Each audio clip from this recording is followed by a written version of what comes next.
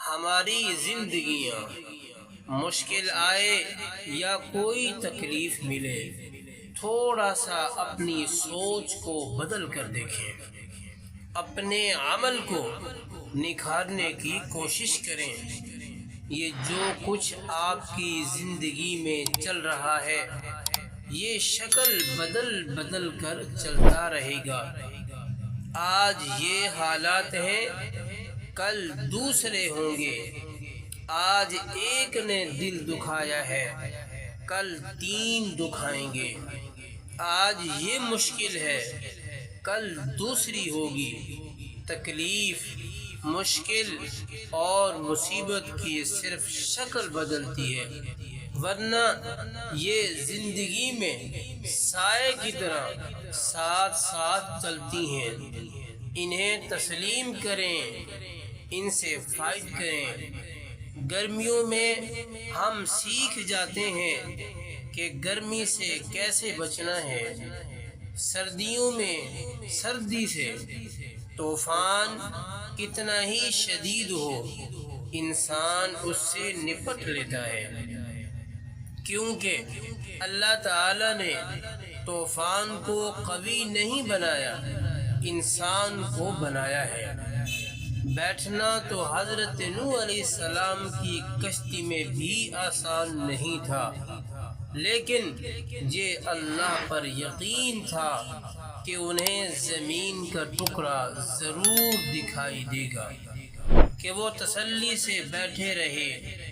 وہ کشتی بھی پانی کے طوفان میں ہچکولے کھاتی رہی تھی۔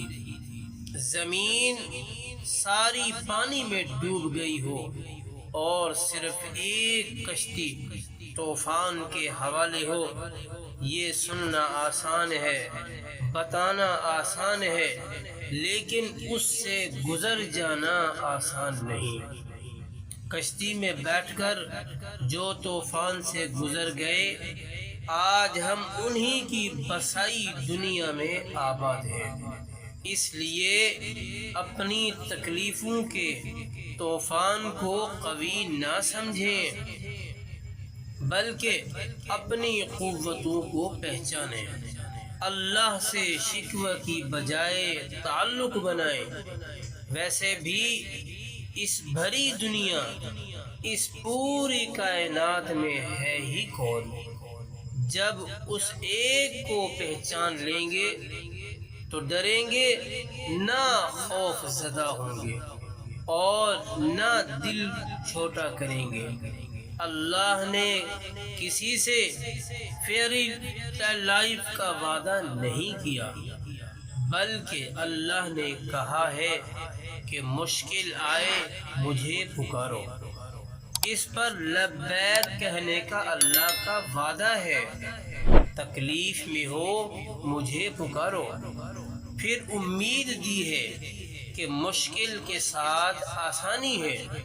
پھر کہا میری رحمت تمہاری تلاش میں ہے، میری طرف چل کر آؤ، میں دوڑ کر آؤں گا۔